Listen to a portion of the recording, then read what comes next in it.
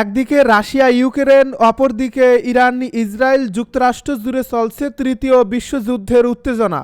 আমাদের হাতে এসেছে গুরুত্বপূর্ণ আপডেট আন্তর্জাতিক সংবাদ। শুরুতেই থাকছে ইসরায়েলের বিরুদ্ধে ভয়াবহ ব্যবস্থা নিল ইরাক। আরও জানাবো উপসাগরীয় দেশগুলোর সম্পর্কে যে প্রভাব ফেলছে ইরান ইসরায়েল যুদ্ধ। এদিকে সিরিয়ায় সাম্প্রদায়িক সংঘর্ষ, নিহত কমপক্ষে ৩০। এবারে থাকছে নির্বাচন ফেব্রুয়ারিতেই হতে হবে বলে মন্তব্য বিএনপি নেতা মির্জা ফখরুলের। সব শেষে জানিয়ে দিব ইরানে ভয়াবহ বিস্ফোরণ। এতক্ষণ শুনছিলেন আপডেট সংবাদের শিরোনাম, এবারে বিস্তারিত। তবে তার আগে অনুরোধ রইল ভিডিওটিতে একটি লাইক এবং কমেন্ট করে জানিয়ে দিন ভিডিও সম্পর্কে আপনার মূল্যবান মতামত। আরও জানিয়ে দিন ভিডিওটি কোথা থেকে দেখছেন বা কোন জেলা থেকে দেখছেন। ইসরায়েলের বিরুদ্ধে ব্যবস্থা নিল ইরাক। মধ্যপ্রাচ্যের মানচিত্র থেকে চিরশত্রু ইরানকে নিশ্চিহ্ন করতে দিতে চেয়েছিল ইসরায়েল। এ লক্ষ্যেই আমেরিকার গ্রিন সিগন্যাল নিয়ে গত ১৩ জুন হঠাৎ ঘুমন্ত ইরানিদের উপর ঝাঁপিয়ে পড়ে নেতানিয়াহুর বাহিনী। অপারেশন রাইজিং লায়ন নামের ওই বিমান হামলায় ইসরায়েলের বিশ্বের তাবৎ আইন লঙ্ঘন করে। এমনকি এই হামলায় লঙ্ঘন করেছে ইরাকের আকাশসীমাও। এতে ক্ষুব্ধ বাগদাদ। শত্রু দেশের এমন আচরণের মোক্ষম জবাব দিতে এবার ইরাক নিয়েছে কড়া ব্যবস্থা। আন্তর্জাতিক আইন ভঙ্গ করে ইরানে হামলা চালায় ইসরায়েল। বিশেষ করে পরমাণু স্থাপনায় হামলা চালানো আইনগত নিষিদ্ধ, কিন্তু তাও লঙ্ঘন করেছে নেতানিয়াহুর এই বাহিনী। এমনকি হামলা চালাতে গিয়ে অবৈধভাবে ব্যবহার করে ইরাকের আকাশসীমা। কিন্তু তখন কিছুই করার ছিল না বাগদাদের, কেননা দেশটির হাতে নেই কোনো আকাশ প্রতিরক্ষা ব্যবস্থা। বিনা অনুমতিতে ইরাকের আকাশসীমা ব্যবহার করায় তা হজম হচ্ছে না ইরাক।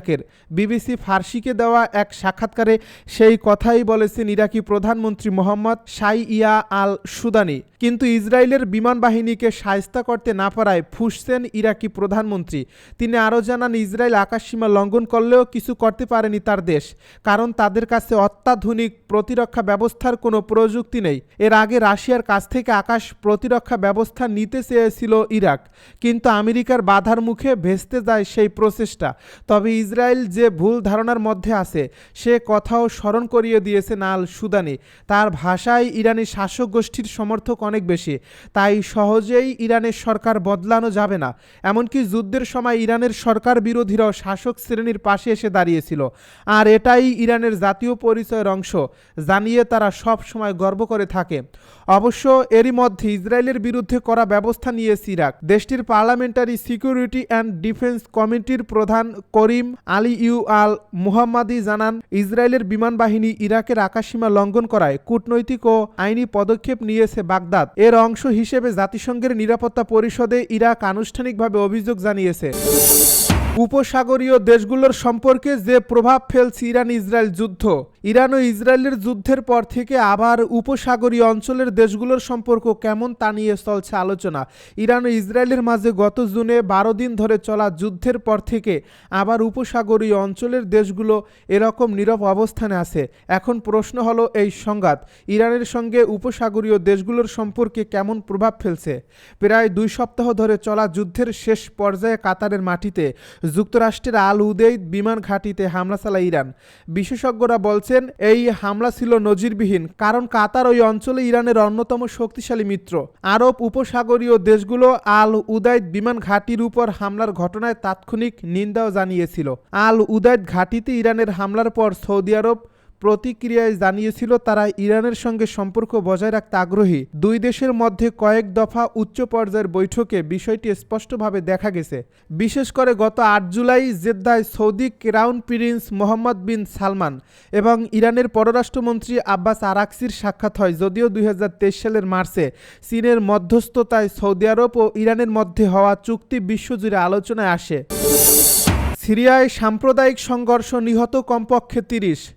দক্ষিণ সিরিয়ার সুইদা শহরে বেদুইন, সুন্নি উপজাতি ও ধুরুস সংখ্যালঘু গোষ্ঠীর যোদ্ধাদের মধ্যে তীব্র সংঘর্ষ, অন্তত 30 জন নিহত হয়েছেন। এই ঘটনায় আহত হয়েছেন আরও বহু মানুষ। দেশটির স্বরাষ্ট্র মন্ত্রণালয় জানিয়েছে পরিস্থিতি নিয়ন্ত্রণে সেনা মোতায়েন করা হচ্ছে। তবে Syrian observatory for human rights নামের একটি যুদ্ধ পর্যবেক্ষণকারী সংস্থা বলছে এই সংঘর্ষে নিহতের সংখ্যা অন্তত 37 জন, আহতের সংখ্যা শতাধিক। গত বছরের ডিসেম্বরে বাশার আল আসাদ সরকার সরকার পতনের পর থেকেই সংখ্যালঘু সম্প্রদায়গুলোর মধ্যে উত্তেজনা বেড়েই চলছে। বর্তমানে সিরিয়ায় একটি নতুন ইসলামপন্থী নেতৃত্বাধীন সরকার ক্ষমতা এসেছে, যারা দেশটির নিয়ন্ত্রণ প্রতিষ্ঠার চেষ্টা চালাচ্ছে। তবে গোটা দেশ এখনও একটি ভঙ্গুর ও অস্থিতিশীলতা অবস্থার মধ্য দিয়ে যাচ্ছে। বিগত বছরের শেষের দিকে হায়াত তাহারির আল শাম নামক একটি সুন্নি ইসলামপন্থী বিদ্রোহী গোষ্ঠী দামেস্ক দখল করে নেয় এবং দীর্ঘ 54 বছর ধরে দেশ শাসন করে আসা বাশার আল আসাদকে ক্ষমতাচ্যুত করে। সিরিয়ার স্বরাষ্ট্র মন্ত্রণালয় সোমবার জানায়, সংঘর্ষ বন্ধ ও পরিস্থিতি শান্ত করতে তারা সরাসরি হস্তক্ষেপ করবে। তারা জানিয়েছে, এই সংঘর্ষে অন্তত 100 জন আহত হয়েছে। সুয়েইদা প্রদেশের গভর্নর মুস্তফা আল বাকুর জনগণকে আত্মসংযম বজায় রাখা ও জাতীয় সংস্কারের আহ্বানে সাড়া দেওয়ার আহ্বান জানিয়েছেন। ধুরুজ সম্প্রদায়ের ধর্মীয় নেতারাও সংঘর্ষ বন্ধের আহ্বান জানিয়েছেন। এর আগেও এপ্রিল ও মে মাসে নতুন নিরাপত্তা বাহিনী ও ধুরুজ যোদ্ধাদের মধ্যে সংঘর্ষে বহু মানুষ নিহত হয়। উল্লেখ্য, ধুরুজ ধর্ম একটি শিয়া ইসলামের শাখা, যাদের বড় জনগোষ্ঠী লেবানন, জর্দান ও ইসরায়েলেও রয়েছে। আসাদ সরকারের শাসনামলে এই সম্প্রদায়ের মানুষেরা সাধারণত সরকারপন্থী ছিলেন, কারণ তারা মনে করতেন সরকারই তাদের নিরাপত্তা নিশ্চিত করবে। তবে 13 বছর ধরে চলা সিরিয়ার গৃহযুদ্ধের পর তাদের অবস্থান আরও জটিল হয়ে উঠছে। নির্বাচন ফেব্রুয়ারিতেই হতে হবে বলে হুঁশিয়ারি বিএনপি নেতা মির্জা ফখরুলের। আগামী বছরের ফেব্রুয়ারির মধ্যেই জাতীয় নির্বাচনের আয়োজন করতে হবে বলে জানিয়ে দিয়েছে বিএনপির মহাসচিব মির্জা ফখরুল ইসলাম আলমগীর। তিনি বলেছেন, দেশে নির্বাচন বানচাল ও জনগণকে ভোটাধিকার থেকে বঞ্চিত করার ষড়যন্ত্র চলছে। নানা কৌশলে দেশকে অস্থির করার অপচেষ্টা করা হচ্ছে। সোমবার সারা দেশে আইনশৃঙ্খলা পরিস্থিতির অবনতির প্রতিবাদে রাজধানীতে বিএনপি আয়োজিত বিক্ষোভ মিছিলে তিনি একথা বলেন। বিএনপি নেতা মির্জা ফখরুল ইসলাম আলমগীর বলেন, লন্ডনে প্রধান উপদেষ্টার সঙ্গে বিএনপির ভারপ্রাপ্ত চেয়ারম্যান তারেক রহমান বৈঠক করে নির্বাচনের সময় ঠিক করেছেন।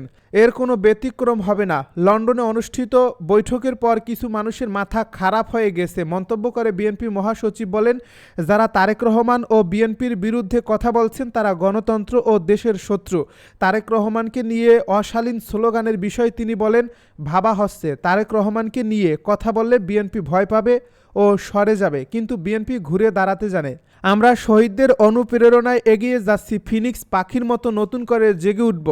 তিনি আরও বলেন, বিএনপিকে উত্তেজিত করে একটি ফাঁদে ফেলতে চাচ্ছে তারা, কিন্তু আমরা সতর্ক। জনগণকে সঙ্গে নিয়ে আমরা ফ্যাসিবাদী শক্তিকে রুখে দিয়েছি, ভবিষ্যতেও প্রতিরোধ গড়ে তুলব। ইরানে ভয়াবহ বিস্ফোরণ। ইরানের কোম শহরের পারডিসান এলাকায় একটি আবাসিক ভবনে ভয়াবহ বিস্ফোরণের ঘটনা ঘটছে। এই ঘটনায় অন্তত 7 জন আহত হয়েছেন। স্থানীয় সময় সোমবার সকালে বিষয়টি নিশ্চিত করেছে কোমের জরুরি সেবা বিষয়ক সংস্থা খবর আল জাজিরার।